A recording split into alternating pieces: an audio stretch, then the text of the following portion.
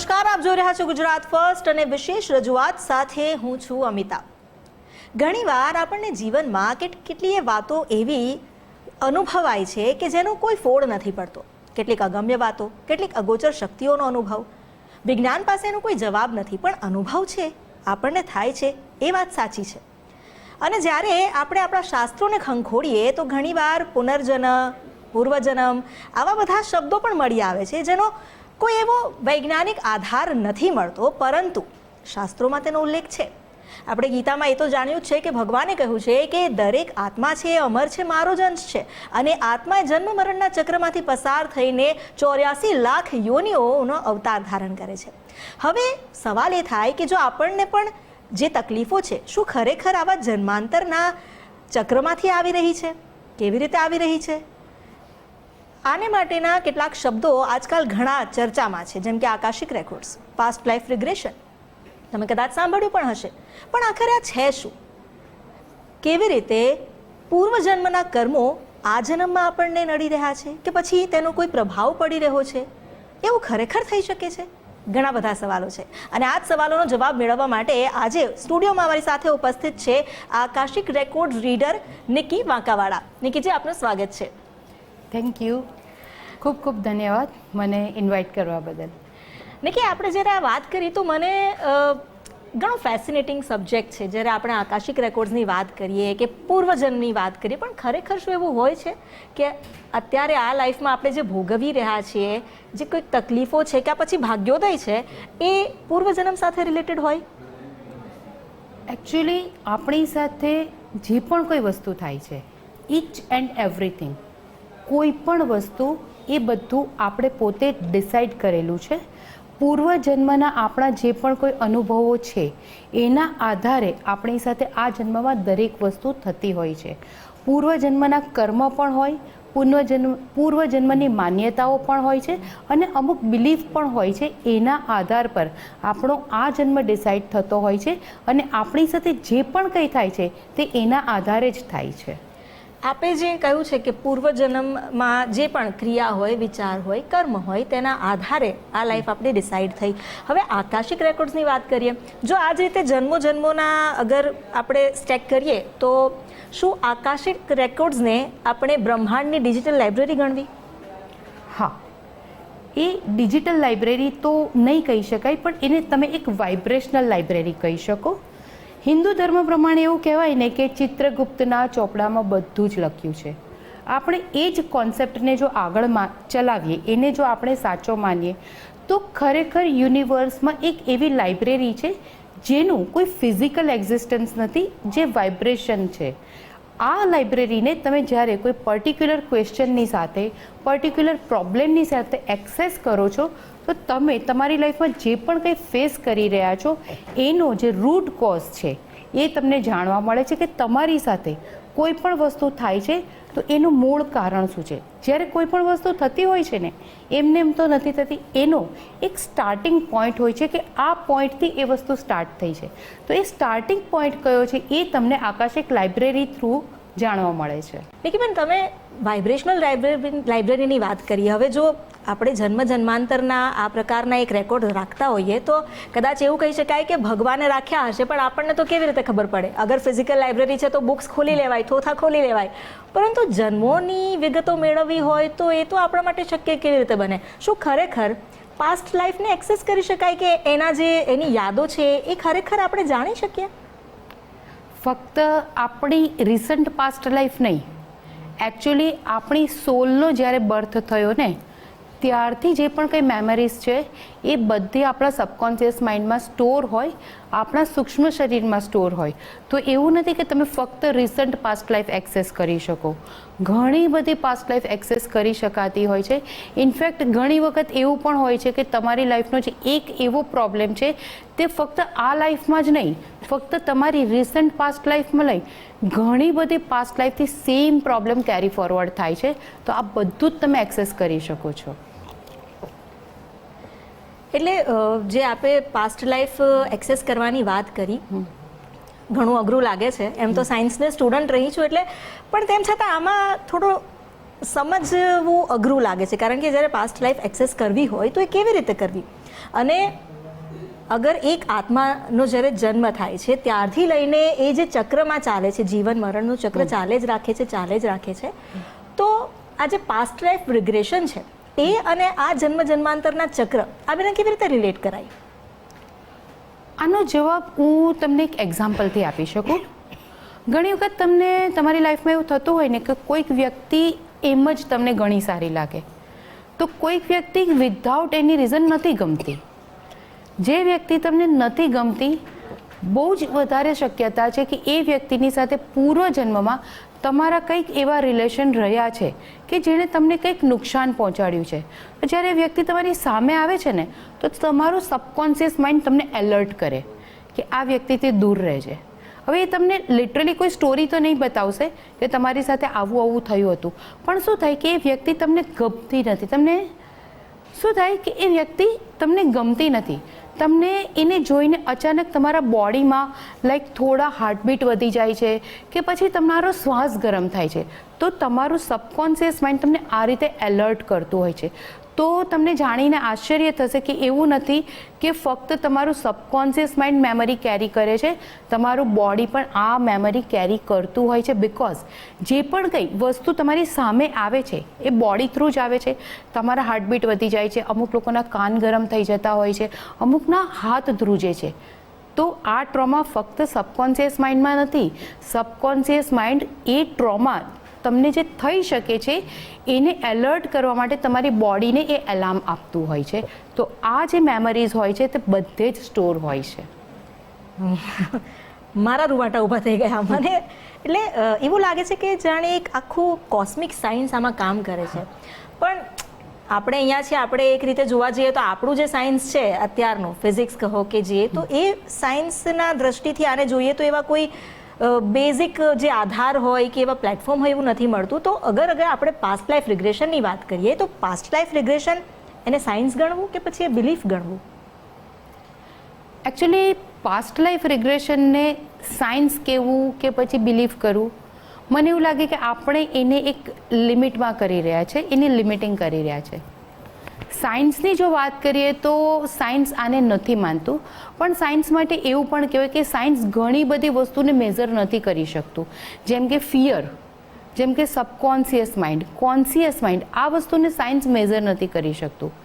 જો બિલીફની વાત કરીએ તો ઘણી બધી બિલીફ એવી છે જે ઘણી વખત બની શકે કે પાસ્ટ લાઈફથી નહીં, આપણે આ લાઈફમાં પણ ઘણી બધી એવી બિલીફ માની લીધી હોય છે અને એ બિલીફ એટલી બધી સ્ટ્રોંગ હોય છે ને કે આપણે એના પર કાયમ ચાલતા હોઈએ છીએ.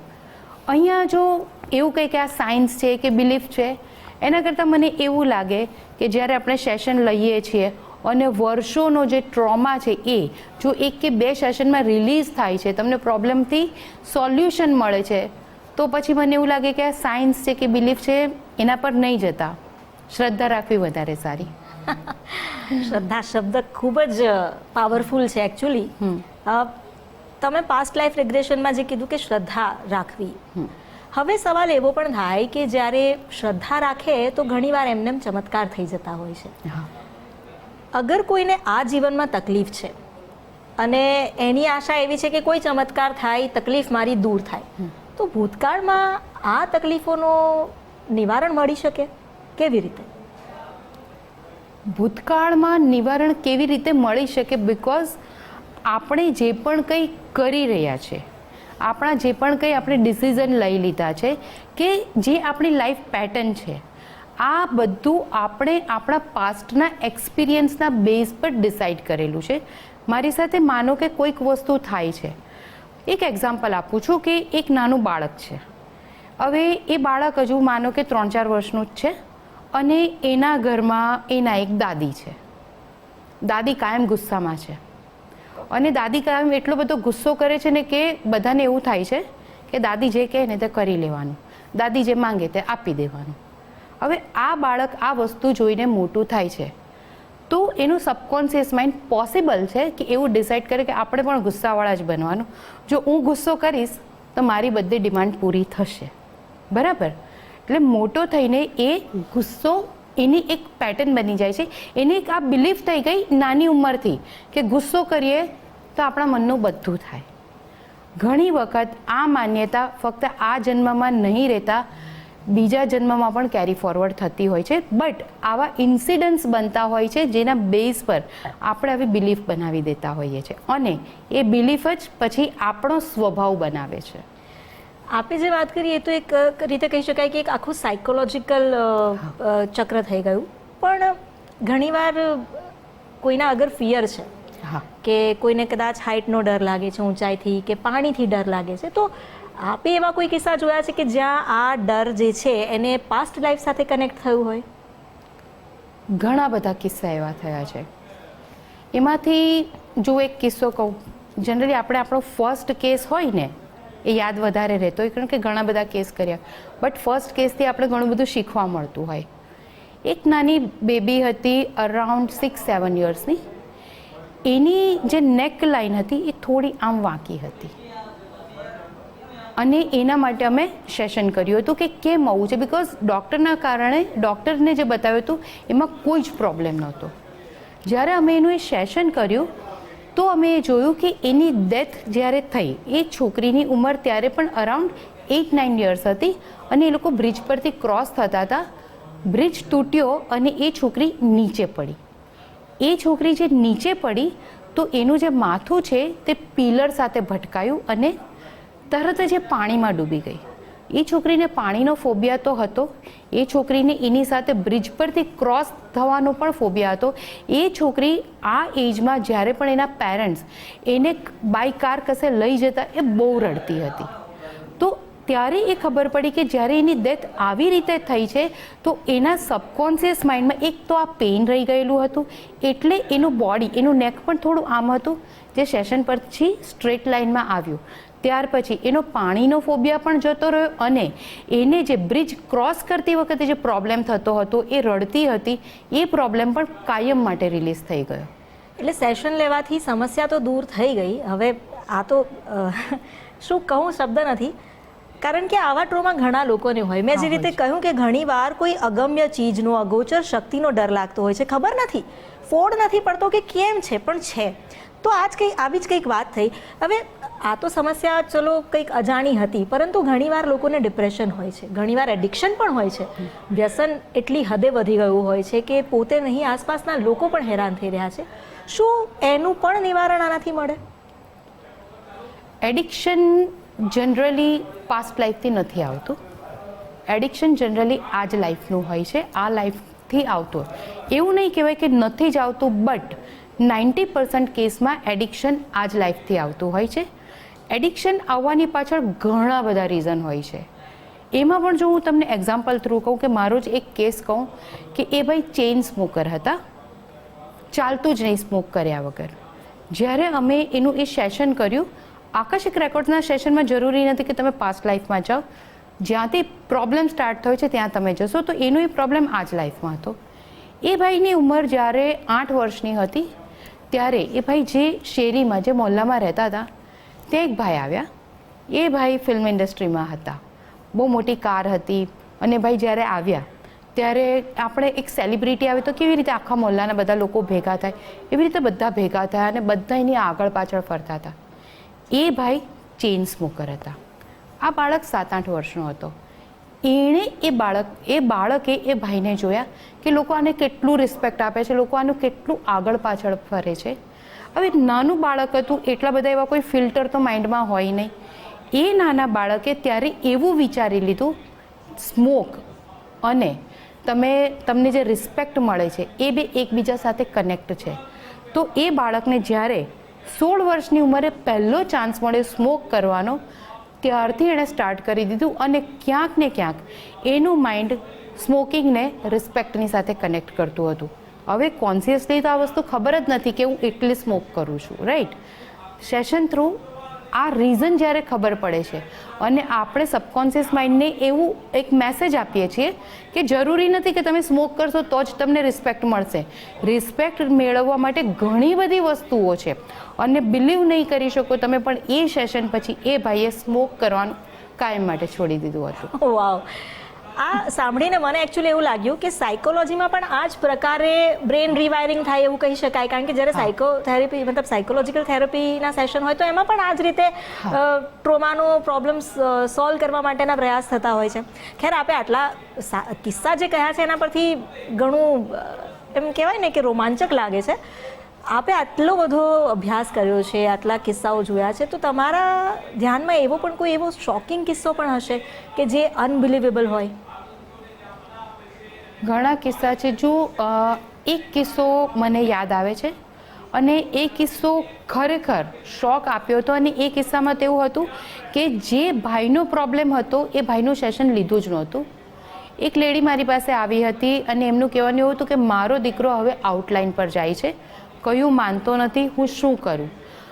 એમનો દીકરો સેશન માટે આવે એવી પણ કોઈ પોસિબિલિટી નહીં હતી. અમે એવો વિચાર કર્યો કે આપણે એ રીતે સેશન લઈએ કે એને મધર એ દીકરાને કઈ રીતે હેલ્પ કરી શકે. તો આમાં જ્યારે અમે સેશન લીધું તો એ જે લેડી છે એ એના પાસ્ટ લાઈફમાં ગયા અને એણે એમના પાસ્ટ લાઈફમાં એ જોયું કે એમનો આ જન્મમાં જે એમનો દીકરો છે એ પાસ્ટ લાઈફમાં એમના ફાધર હતા. અને આ જે લેડી છે એની મેરેજ લાઈફ બહુ જ ખરાબ હતી. એના ઇનલોઝનો પ્રોબ્લેમ પણ ઘણો વધારે હતો. અને એ જે લેડી હતી એ કાયમ એના ફાધરને કમ્પ્લેન કરતી હતી કે તમે કંઈક કરો કે મારા લાઈફના પ્રોબ્લેમ ઓછા થાય. હવે એ જમાનો એવો હતો ને કે એક વખત તમારા મેરેજ થઈ ગયા એટલે થઈ ગયા. એ જમાનામાં ડાયવોર્સ લેવા કે પછી તમારા પેરેન્ટ્સ તમારા માટે સ્ટેન્ડ લે એ વસ્તુ ઘણી ઓછી હતી. એના ફાધરે પણ એ જ કર્યું કે તારા મેરેજ થઈ ગયા છે, હવે તારે નિભાવવાનું. પણ એ લેડીના માઇન્ડમાં બહુ જ એવું બેસી ગયું હતું કે જો મારા ફાધર ઈચ્છતે તો મારી મેરેજ લાઈફ સારી થઈ શકતે. એ જો એક વખત પણ મારા ઇનલોઝ પાસે આવતે, એમને કંઈક કહેતે તો મારી સિચ્યુએશનમાં સુધારો થતે. આ વસ્તુ એના માઇન્ડમાં ચાલ્યા કરતી હતી. અને એના લાઈફ એન્ડ વખતે એણે એના ફાધરને એવું કહ્યું કે જિંદગી ખરાબ થવી એ કોને કહેવાય ને એ તમને ખબર નથી. તો હું તમને કર્સ આપું છું કે તમારી જિંદગી ખરાબ થશે તો તમને ખબર પડે કે જિંદગી ખરાબ થાય તે કોને કહેવાય અને એને સુધારવી કેમ જરૂરી છે. આ લાઈફમાં એના જે ફાધર છે એ જ એનો દીકરો બનીને આવ્યા હતા.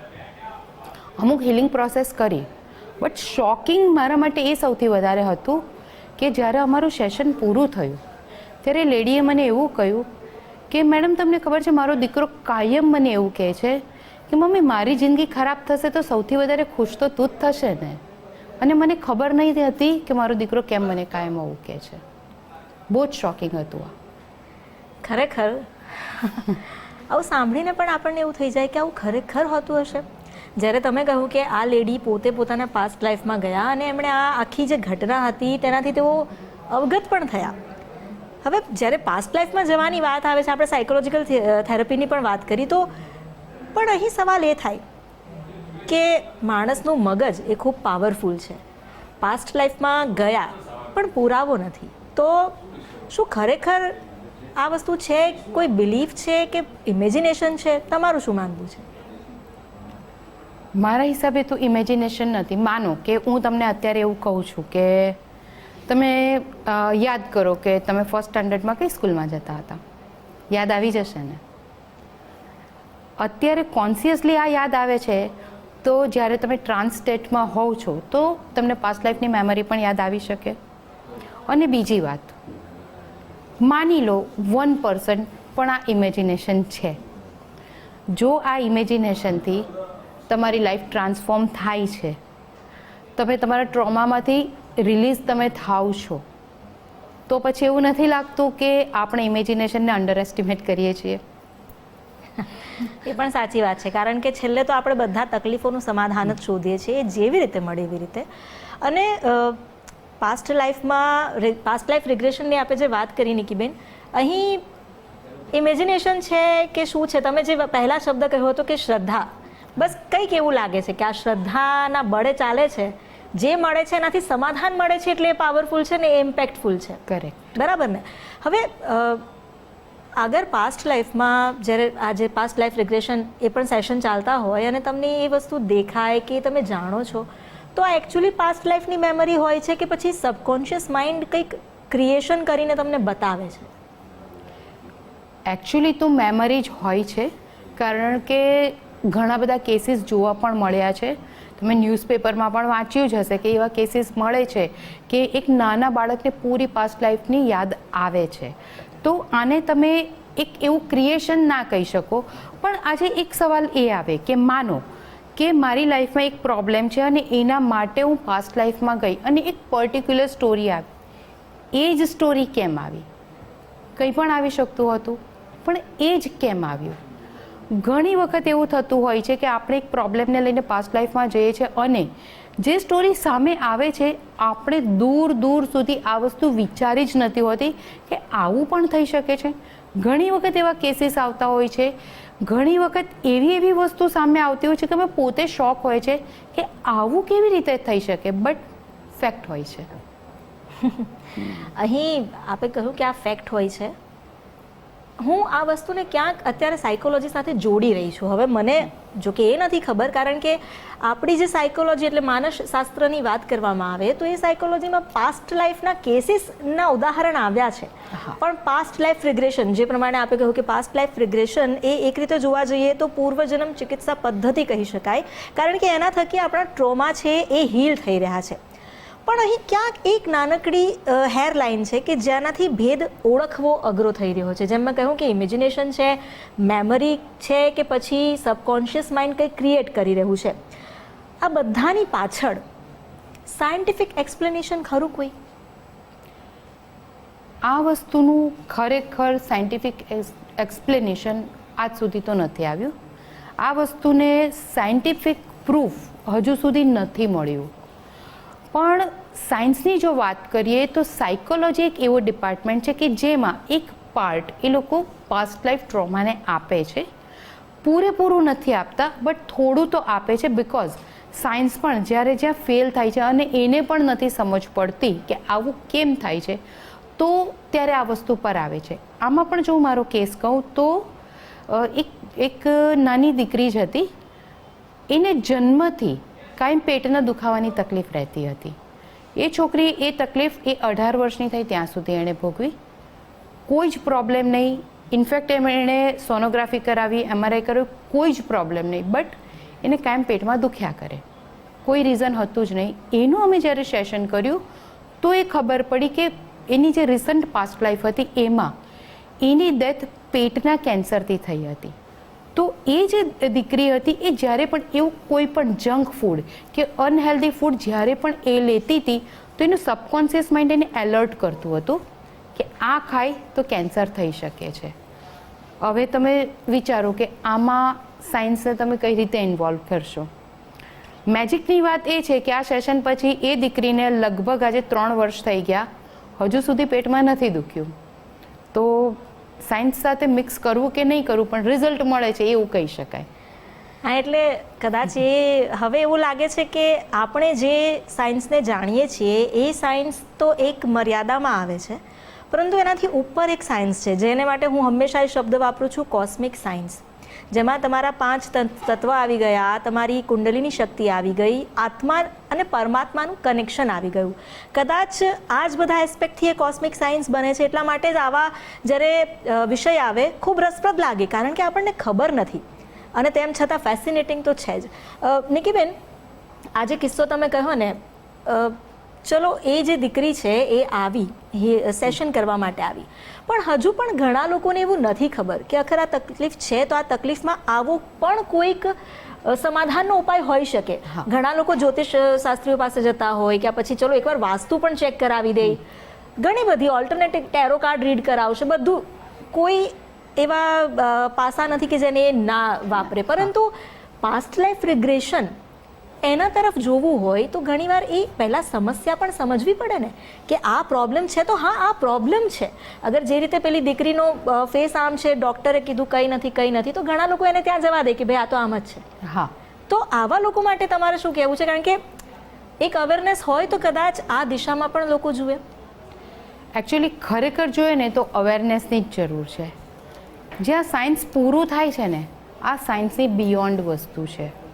અવેરનેસ લાવવી પડે. અને જેમ તમે કહ્યું, મેઇન પ્રોબ્લેમ શું છે કે લોકોને પ્રોબ્લેમ જ નથી લાગતો. પહેલાં તો એ તમારે સ્વીકાર કરવો પડે કે મને આ પ્રોબ્લેમ છે.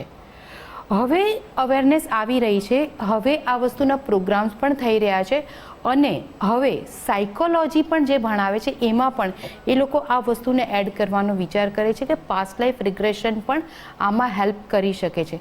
અને ખરેખર તમને કહું ને તો આને તમારે એક સાયન્સ રીતે જોવાની પણ જરૂર નથી કે પછી આને એક બિલીફ તરીકે પણ જોવાની જરૂર નથી. આને એક થેરાપી તરીકે જોવાની જરૂર છે.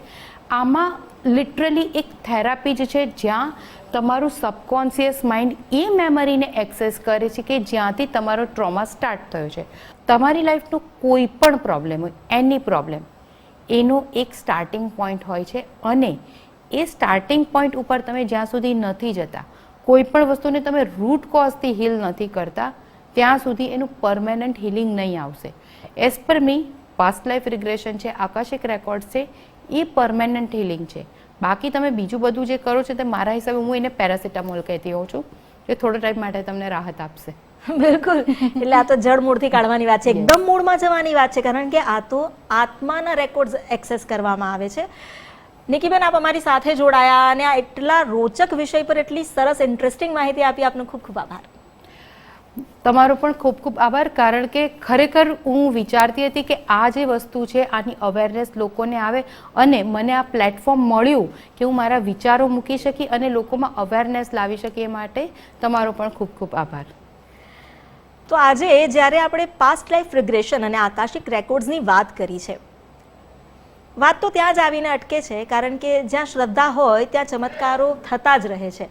તો કદાચ આ પણ એ જ વર્ગમાં આવે છે, એ જ કેટેગરીમાં આવે છે, કારણ કે શ્રદ્ધા સાથે અહીં સેશન થાય છે અને જે વ્યક્તિ આવે છે એ શ્રદ્ધા સાથે આવે છે. તો કદાચ પ્લેસિબો ઇફેક્ટ પણ કામ કરતી હોય, પરંતુ કામ કરે છે એવું નિકીબેનના જે લોકો તેમની પાસે આવે છે એમણે તો કહ્યું જ છે, એમને સમાધાન તો મળ્યા છે, તો ઘણા લોકોને મળી શકે છે. આકાશિક રેકોર્ડ્સ જે અત્યારે ખૂબ ચર્ચામાં છે અને પાસ્ટ લાઈફને એક્સેસ કરવા માટે તેનો ઉપયોગ કરવામાં આવે છે, પણ આશય એ જ છે કે આ જીવનમાં જે ટ્રોમા છે એ ટ્રોમા દૂર કરી શકાય.